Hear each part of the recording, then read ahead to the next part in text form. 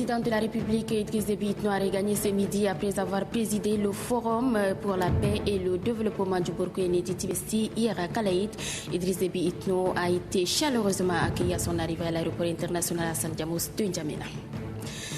Et puis la rentrée judiciaire 2012-2013 de la Cour de justice de la CEMAC a lieu ce mardi au ministère des Affaires étrangères et de l'intégration africaine sous le thème « La Cour de la justice communautaire dans la CEMAC ». Pour rendre accessible l'électricité à tous et à tous les ménages tchadiens et lutter efficacement contre la fraude, le gouvernement tchadien vient de baisser l'électricité de 700 à suivre le constat d'une de nos équipes. Voilà pour le sommaire, mesdames et messieurs. Bonsoir et bienvenue dans cette édition. À la une de l'actualité ce soir, de retour de Kalaït où il a présidé les travaux du Forum sur la paix et le développement du BET. Le chef de l'État, Idriss Déby Itno, a été accueilli en grande pompe ce mardi à l'aéroport international Hassan Diamous de N'Djamena. Le Premier ministre, les membres du gouvernement ainsi que les couches socioprofessionnelles sont venus témoigner leur compassion au président de la République et remercier Dieu pour le miracle opéré en épargnant la vie du chef de l'État et sa suite lors de l'incident survenu à l'aérodrome de Kalaït le 28 octobre dernier. Le reportage de Souleymane Diabo. La mobilisation spontanée à l'aéroport international Hassan Diamous de N'Djamena a drainé toutes les couches socio-professionnelles de la capitale. Dirigés par le Premier ministre Emmanuel Nadingar, tous sont venus exprimer leur reconnaissance à l'Éternel pour avoir épargné le peuple tchadien d'une tragédie qui allait replonger le pays dans une nouvelle catastrophe. Vous vous souvenez, l'avion transportant le président de la République Idriss Déby Itno à destination de Kalaït a raté son atterrissage sur l'aérodrome de cette localité. La population de N'Djamena, les militantes, militants des partis politiques, les cadres civils et militaires, les militants des droits de l'homme, de la société civile, les syndicalistes, hommes et femmes, jeunes et vieux et au rendez-vous. L'archevêque de N'Djamena, Monseigneur Mathias Ngarteri, et le président du Conseil supérieur des affaires islamiques du Tchad, Cheikh Hissène Hassan Abakar, ont remercié Dieu le Tout-Puissant pour avoir sorti indemne le président de la République de cet incident et épargné le Tchad d'une catastrophe sans précédent. Dieu, toi qui es la source de la vie, tu as montré ainsi que même celui qui est mort, toi tu es capable de lui redonner la vie. Et notre président en est conscient. Aujourd'hui, devant toi, il porte l'habit que tous les anges portent devant toi, l'habit blanc de ceux qui sont élus par Dieu et sauvés par lui. Nous te rendons grâce. Face au problème, les Tchadiens restent une solidaire. Car pour beaucoup, Idriss Déby Itno est un symbole de l'unité, de la laïcité, de la paix et de la liberté. Tous unis derrière le président, les différentes couches socio-professionnelles se sont massées sur l'axe de l'aéroport international Hassan Diamous jusqu'à la place à Nation.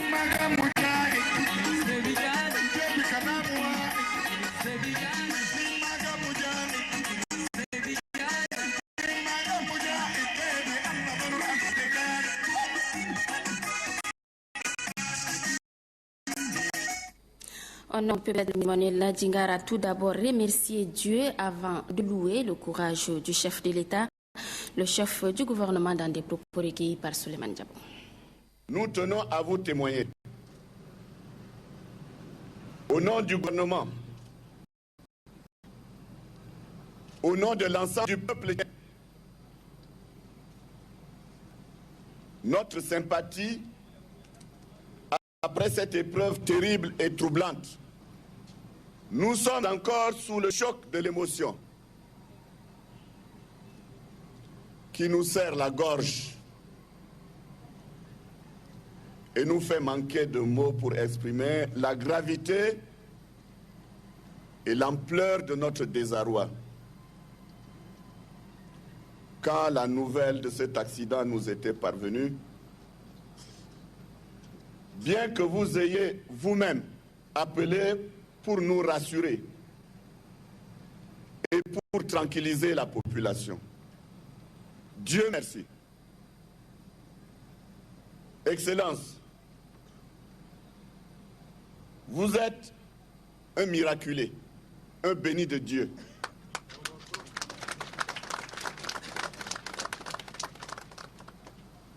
Une fois de plus, après février 2008, et dans bien d'autres circonstances aussi périlleuses, les unes aux autres, vous vous en êtes toujours sortis par la grâce de Dieu. Votre sérénité et votre sang-froid légendaire dans cette épreuve nous rassure et nous met en confiance. Nous vous simplement, au nom de toute la nation, bon retour parmi nous et une très longue vie pour poursuivre l'œuvre de renaissance nationale que vous avez entreprise. Dans son intervention, le président de la République s'est dit ému et mesure la gravité de la situation. Il assure que tout peut arriver, mais Dieu sera toujours au contrôle. Idriss Déby Itno invite par conséquent tous les Tchadiens à tourner les regards vers le Tout-Puissant. Je suis ému parce que je ne m'y attendais pas à telle mobilisation. Une mobilisation spontanée et en lisant surtout l'émotion en vos visages. Peut-être c'est maintenant que moi-même je me rends compte que quelque chose de sérieux s'est passé. Des accidents arrivent. Chaque jour, des Tchadiens meurent par accident. Des Tchadiens meurent aussi par des maladies et par d'autres circonstances. J'avais estimé tout simplement que, comme tout autre Tchadien et un être humain, le destin peut vous réserver, quel que soit ce que vous faites, quelquefois ce que vous êtes, la mort est la même pour tous êtres humains. Donc, très franchement, je n'avais pas du tout imaginé un seul instant que cela pourrait, autant que ça, bouleverser tout le monde. Tous ceux qui sont ici devant moi sont frères et sœurs tchadiennes. Je vous dis en tout cas du fond du cœur, vraiment merci. Merci. Merci de ce que vous venez de me montrer. Surtout cette grande émotion que vous me témoignez.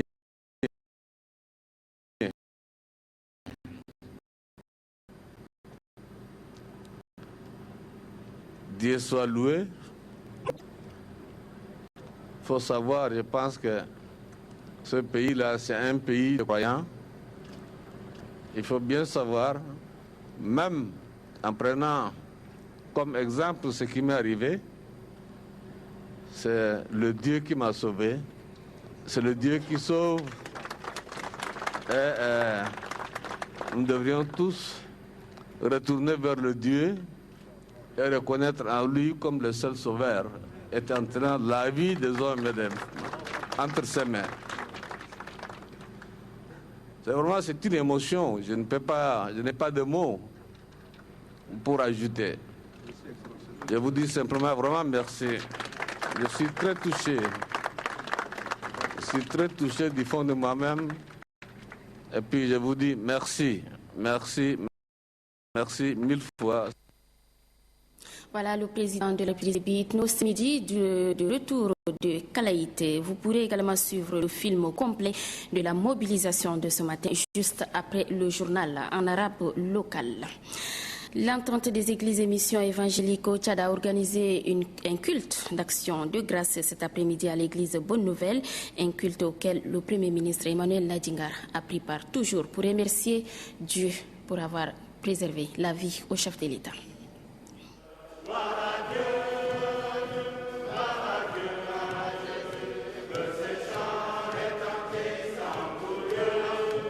C'est d'une voix commune que les chrétiens de l'entente des églises évangéliques ont rendu grâce à Dieu pour avoir protégé le président de la République et sa délégation lors de l'incident survenu à l'aérodrome de Kalaït. Ce culte spécial témoigne de la sympathie des Tchadiens pour le chef de l'État, garant de la laïcité, de l'unité des fils du Tchad. Parmi les fidèles de l'Église, l'on note la présence des membres du gouvernement, avec à leur tête le Premier ministre Emmanuel Nadingar. C'est à travers des chants, louanges et autres adorations que ces chrétiens ont exprimé leur reconnaissance à Dieu. Dans leur prêche, pasteurs et anciens de l'Église se sont relayés à l'autel pour inviter les fidèles à la prière permanente à l'endroit des autorités qui œuvrent inlassablement pour la sécurité et la quiétude au Tchad. Le Premier ministre Emmanuel Nadingar d'ajouter que la voix du peuple est celle de Dieu. C'est dire que le président de la République a encore de beaux jours devant lui, car il a la bénédiction de tout un peuple. Retour à présent sur l'accident de l'avion présidentiel à proprement dit dans ce reportage signé Bethel Miaro. Il est dimanche 28 octobre. Un brutalisme. C'est l'avion transportant le président de la République, Idriss Déby Itno, venu présider le forum sur la paix et le développement de Kalaït. Mais à peine avoir touché le sol, le Beechcraft 1900 rate son atterrissage.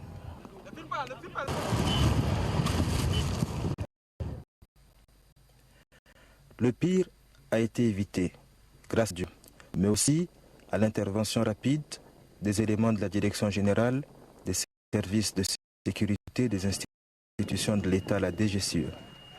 Le président des Itno, proches collaborateurs et l'équipage sont tous sains et saufs.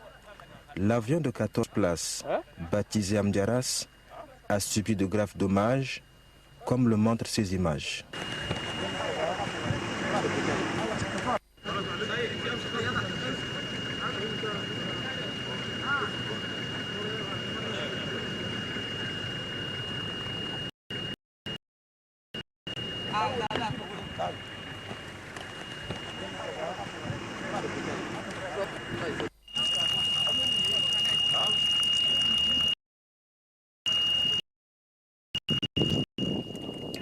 Cela n'est pas le touré sur un banc de sable et a parcouru près de 180 mètres avant de s'arrêter dans sa folle course. Le train d'atterrissage, les hélices et une aile de l'appareil sont irrécupérables. Évidemment, seule la double enquête en cours donnera des détails sur cet accident.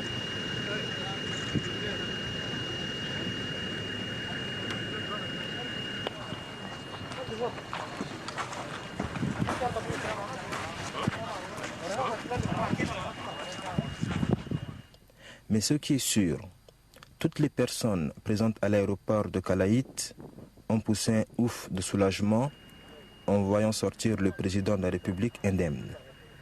Dans la foulée, le chef de l'État Idriss Déby Itno décide de poursuivre normalement son séjour dans la région. Des témoignages et signes manifestes de soutien lui sont exprimés de l'aéroport à sa résidence.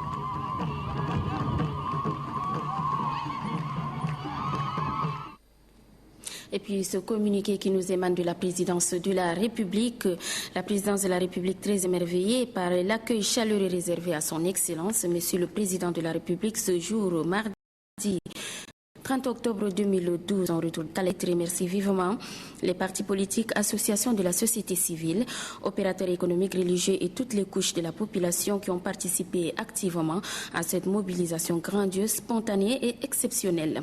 Cette marée humaine observée depuis l'aéroport jusqu'à la place de la Nation témoigne l'indéfectible attachement au peuple tchadien, à son président.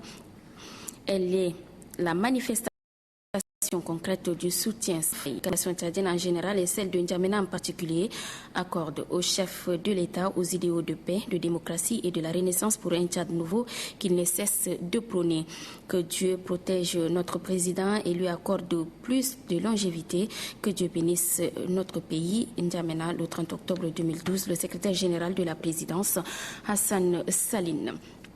Suite à la catastrophe frôlée par le président de la République, nous avons enregistré plusieurs communiqués de compassion et de soutien au chef de l'État. Il s'agit du communiqué de Ngatangoulou au nom du GES MPS, Dr Agar Mahamata Amate, PDG du Centre culturel pour la recherche et les études africaines et arabes, Taher Anadif Katir de l'ambassade du Tchad au Qatar, Nour Hagir au nom des transitaires de Ngueli, le chef de canton de Bol, Youssouf Noubami, le sultan du Kanem, Monta Ali Zizerti, le chef des cantons Amide Alfadoul Sossal, pasteur Domtigao Komba Frédéric au nom de Lemet, le club culturel social, le président du comité du Hadjo Ousmane Hissène Bourma au nom des pèlerins, le secrétaire général du gouvernorat de la région du Borkou Abdoulaye Issaka, le gouverneur du Mayoukébi Est Jules Mbaïgoto, les militants MPS d'Arabie Saoudite, le bureau de soutien Barel Ghazal, le gouvernorat de la région du Tibesti par son secrétaire général. La suite de cette édition, 13e session de la commission mixte de coopération Tchad-Centrafrique, nous l'évoquions dans nos précédentes éditions. La rencontre a lieu depuis hier à N'Djamena. Les experts des deux pays planchent entre autres sur des questions liées à la sécurité et à la défense, à l'économie ou encore au développement des deux États. Grangacham Irima pour le compte rendu. Instance idoine pour traiter avec abnégation les questions inhérentes à l'harmonie des relations entre le Tchad et la République centrafricaine, la 13e session de la commission mixte de coopération regroupe d'éminents experts des deux pays.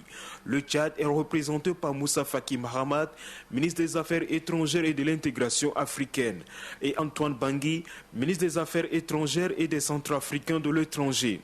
La 13e session de la commission mixte Tchad-RCA vise à passer en revue les liens de coopération entre les deux pays sur le plan de la sécurité et défense, économie et développement. La coopération scientifique, technique et culturelle est aussi inscrite au menu des champs de la 13e session. J'invite les experts de deux parties à nous proposer à l'issue de leurs travaux des conclusions pertinentes dont la mise en œuvre impulsera une nouvelle dynamique à notre coopération. Pour la partie centrafricaine, les résultats issus de ces échanges seront bénéfiques. Je voudrais me laisser rassurer à cet égard par la qualité du travail préparatoire de nos experts, tant centrafricains que tchadiens, au vu de dossiers qui sont soumis à nos échanges. Les experts tchadiens et centrafricains sont donc conviés à un peu exercice, celui d'analyser, de faire des propositions concrètes en vue de bâtir une coopération exemplaire. La 13e session de la commission mixte de coopération Tchad-République centrafricaine sera sanctionnée par un communiqué final et des recommandations. Et puis, je vous le disais en titre de ce journal, la Cour de justice de la Communauté économique et monétaire de l'Afrique centrale, CEMAC, a fait sa rentrée judiciaire 2012-2013 ce 30 octobre au ministère des Affaires étrangères et de l'intégration africaine sous le thème « La place de la Cour de justice communautaire dans la CEMAC ». C'est le ministre des Affaires étrangères et de l'intégration africaine, Moussa Faki Mahamat, qui a représenté le chef de l'État à la cérémonie ce matin. Adoumbe Hortense signe le compte rendu. Pour l'année judiciaire 2012-2013 de la Communauté économique et monétaire de l'Afrique centrale, le focus est mis sur la place de la Cour de justice communautaire dans la CEMAC. Ouverte officiellement par le premier vice-président de la Cour de justice de la CEMAC, Jean-Mongo Atchouan, c'est le ministre des Affaires étrangères, Moussa Faki Mahamat, qui a représenté le président de la République. Le bilan de travail accompli l'année dernière est jugé positif au sein de chaque juridiction, mais en attendant la fin de la transition juridictionnelle, la Cour de justice de la CEMAC fonctionnera suivant ses programmes habituels. La réquisition préliminaire prononcée par l'avocat général traduit clairement le rôle de la Cour de justice de la CEMAC auprès des institutions de la communauté. La Cour joue un rôle d'information et de conseil à l'égard du Parlement, de la Commission de la CEMAC et du Conseil des ministres par le biais du rapport sur l'exécution du budget de la communauté qu'elle leur adresse chaque année, et par le biais du rapport annuel exposant le résultat général des travaux et des observations qu'elle estime devoir formuler en vue de la réforme et de la gestion des deniers communautaires. Pour le premier président de la Cour de justice de la CEMAC, l'année judiciaire 2012-2013 constituera une transition légale entre l'actuelle Cour de justice et les futures cours qui seront installées. Cette installation commence par la prise de service consistant à la prestation de serment des nouveaux juges en tenue d'apparat en audience sur la juridiction. La date de cette cérémonie reste non encore fixée en raison de démarches à effectuer auparavant, notamment la nomination des 10 juges et leurs conditions d'installation. Pour cette année judiciaire 2012-2013 qui vient d'être entamée, les membres de la dite cour demeurent en fonction jusqu'à l'installation de leurs remplaçants en application du principe de la continuité du service public confirmé par l'acte additionnel du 11 mai 2012. Troisième revue trimestrielle de la performance du portefeuille des projets financés par la Banque africaine de développement BAD. Les travaux ont lieu ce matin. Ils portent sur l'appréciation de la gestion des projets financés par cette institution bancaire au Tchad. Kadnova Théophile. Analyser le système de gestion des projets financés par le groupe de la Banque africaine de développement BAD afin d'identifier les contraintes majeures qui entravent la bonne exécution des 10 projets. Tel est l'objectif recherché par le bureau de la BAD à travers les travaux de cette troisième revue trimestrielle du portefeuille de la BAD au Tchad. Au cours de ces travaux de 48 heures, les participants vont plancher sur les instruments et méthodes de suivi-évaluation, procéder à l'étude des facteurs externes et proposer des solutions alternatives pour un meilleur impact de ces projets sur la vie des populations. Il est donc urgent et impérieux que des solutions puissent être trouvées rapidement pour permettre une utilisation efficiente et rapide des importantes ressources mises à la disposition des populations les plus pauvres du Tchad. Le représentant du ministre du Plan, de l'économie et de la coopération internationale salue cette initiative de la BAD qui vise à appuyer le gouvernement dans sa lutte pour le bien-être des Tchadiens. Je tiens à saluer les efforts incommensurables que le groupe de la Banque africaine de développement ne cesse de consentir aux côtés du gouvernement tchadien pour l'appuyer dans l'œuvre de développement socio-économique. Le portefeuille actuel des projets et programmes du Tchad, appuyé par la BAD, est composé de 10 opérations pour un engagement total de 128,6 milliards de nos francs. Sachez aussi que le Tchad est membre du Fonds africain de garantie et de coopération économique en abrégé FAGAS depuis 2011.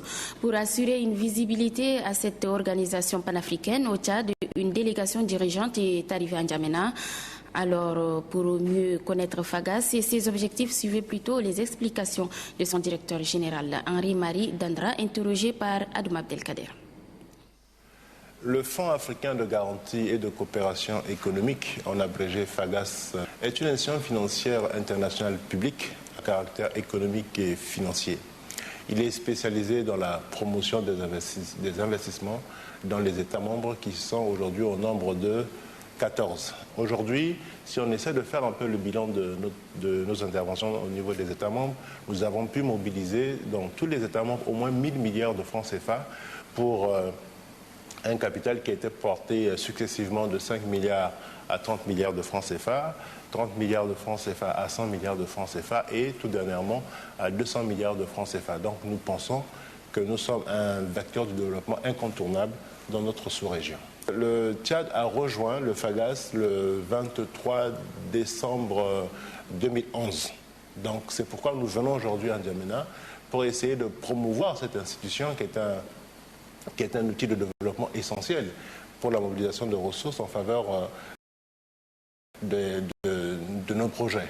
Nous pensons à travers les journées de promotion que nous organisons demain, eh bien, nous aurons un maximum de promoteurs, de porteurs de projets qui pourraient justement être intéressés par les activités du fonds. Et si vous êtes opérateur économique, si vous pensez que vous voulez, à travers vos entreprises, créer de la richesse pour votre pays, je pense que vous serez les bienvenus au niveau de cette conférence que nous organisons demain. Ça va du banquier à l'agriculteur, au menuisier, au planteur, à tous ceux qui exercent dans le circuit économique du Tchad, dans n'importe quel domaine que ce soit. Wadi Dedid, dans la région du Bata, s'apprête à abriter la première édition de la fête nationale des transhumants. À quelques jours des festivités, la Commission nationale chargée des activités mène une campagne de sensibilisation et identifie les sites devant abriter les différentes activités. Doba Robert est notre envoyé spécial, son reportage. À quelques jours de la célébration de la première édition de la fête nationale des transhumants, la Commission nationale chargée des festivités identifie les différentes activités.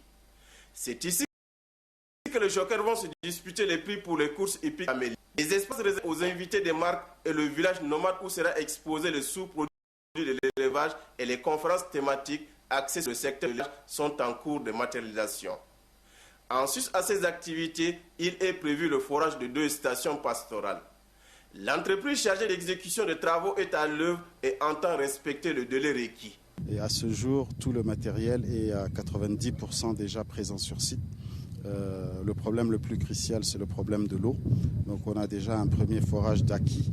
Pour le ministre du Développement pastoral et des productions animales, la fête nationale des transhumants sera un cadre adéquat d'échange et de brassage pour le secteur de l'élevage. C'est la fête de la solidarité, c'est la fête de la cohésion, c'est la fête de la paix de tous les Tchadiens, de différentes productions. Après la visite de terrain, Moukmat a eu une rencontre de travail avec la commission régionale chargée d'organiser les festivités marquant la première édition de la fête nationale des éleveurs. Il leur a été recommandé de mener une campagne de sensibilisation et de mobilisation dans les différents fériques. Parlons éducation, une trentaine d'enseignants sont depuis ce matin en atelier de formation sur la pédagogie qui intègre le genre, une initiative de l'organisation Fawe Tchad. Anastasie Bissi. Fawe Tchad fait de la scolarisation des filles son combat quotidien. 2 documents produits par cette association est mis à disposition des enseignants pour les aider à mieux intégrer le concept genre dans l'éducation des élèves. Il s'agit du manuel de l'enseignant et du document intitulé « Pour une pédagogie qui intègre le genre ».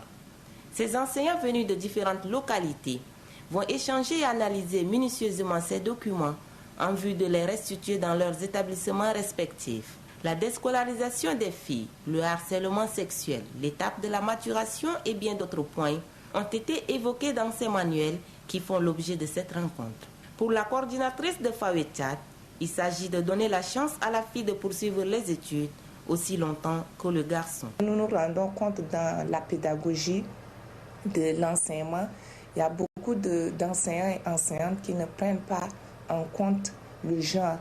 Et cette question également fait que dans les classes, les filles se sentent toujours reléguées au second rang. Et donc nous avons essayé de sortir ce document qui est utilisé dans tout le réseau. Nous formons donc des enseignants à cette pédagogie. Et dans certains pays où ça a été réalisé, on a remarqué donc une nette amélioration du taux d'accès de la fille à l'école et du taux de maintien. Cette rencontre est la 2e du genre. Fawe Tchad entend multiplier la sensibilisation afin que l'accès des filles à l'école sur toute l'étendue du territoire national soit une réalité. La campagne de vaccination contre la méningite A se poursuit à travers le pays. Dans la région du Logone occidental, c'est le gouverneur Haroun Saleh qui a donné le coup d'envoi de cette campagne en présence des autorités administratives et traditionnelles. Marale Joséphine. La lutte contre la méningite se poursuit avec détermination dans les différentes régions du pays. À Moundou, dans le Logone occidental, le gouverneur et ses proches collaborateurs ont donné le coup d'envoi de la campagne de vaccination. Cette opération, qui s'étendra jusqu'au 5 novembre prochain, concerne les jeunes âgés de 1 à 29 ans. Tous ces enfants, une fois vaccinés avec Menafrivac, sont automatiquement immunisés contre cette maladie mortelle.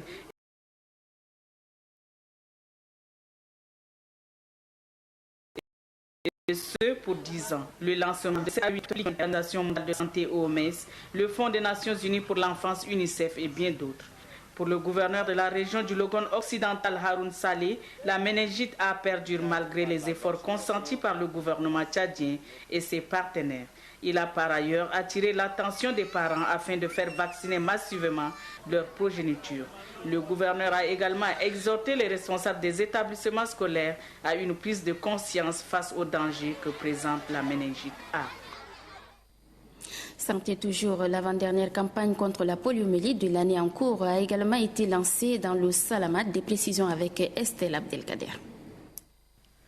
La population du canton Dar Salim et celle du village Méry se mobilisent pour l'éradication de la poliomyélite dans la région du Salamat. Cet engagement se traduit par l'implication de celle-ci dans la campagne de vaccination de tous les enfants âgés de 0 à 5 ans de la dite région. Face à cette situation épidémique,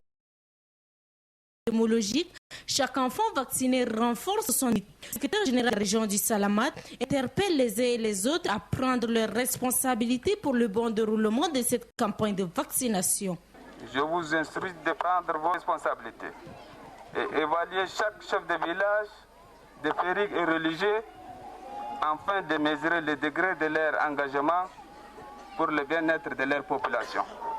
Le délégué sanitaire du Salamat, Dr Mohamed Hamid Hamad, exhorte la population à prendre conscience du risque qu'encourt un enfant non vacciné. Pour lui, le vaccin renforce l'immunité.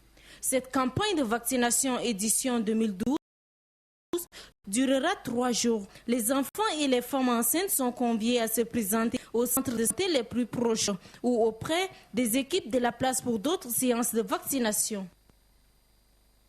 Le coordonnateur national de l'initiative pour la transparence dans les industries extractives ITUE a participé du 21 au 26 octobre dernier à la réunion des coordonnateurs des pays mettant en œuvre l'ITUE. Lors d'un point de presse, le coordonnateur national revient sur la participation du Tchad à ces assises qui, selon lui, confirme la place de l'ITUE Tchad dans cette organisation internationale. Les propos de Nabia Kana sont recueillis par Adom Abdelkader.